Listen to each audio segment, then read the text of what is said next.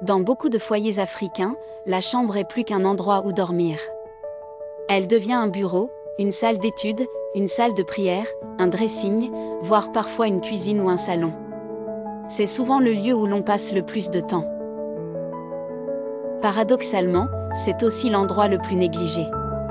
On s'y installe pour quelques minutes, puis les heures passent, et le désordre s'installe. Les vêtements s'accumulent, les papiers s'éparpillent, les bouteilles d'eau vides se multiplient.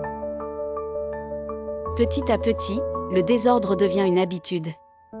Le pire, c'est qu'on s'y habitue. Bien que conscient du désordre ambiant, on se dit souvent « je rangerai demain, je suis trop fatigué » ou encore « ce n'est pas si grave ». Mais ce désordre impacte notre quotidien à notre insu.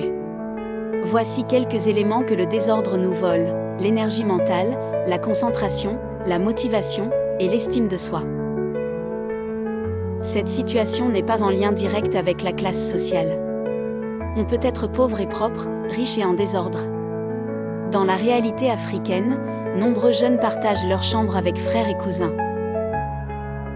Sans placard, sans bureau, tout est entassé dans des sacs, sur un lit ou un matelas à même le sol.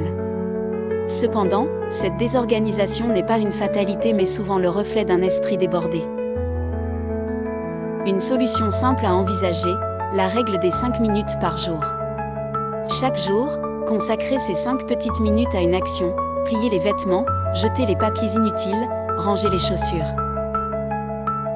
Balayer le sol, laver les assiettes accumulées dans un coin.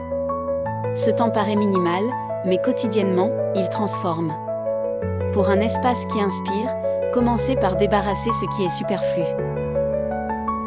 Un espace dégagé favorise la respiration de l'esprit. Respirer, c'est se sentir capable, motivé, vivant.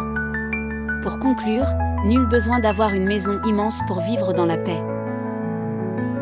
Transformez votre chambre en un palais par le simple acte de rangement. Car ce que vous tolériez dans votre espace finira par être ce que vous tolériez en vous-même. Et souvent, changer commence par ranger sa chambre. Si vous êtes généreux sans attendre en retour, abonnez-vous à ma chaîne AfriFutur et partagez cette vidéo.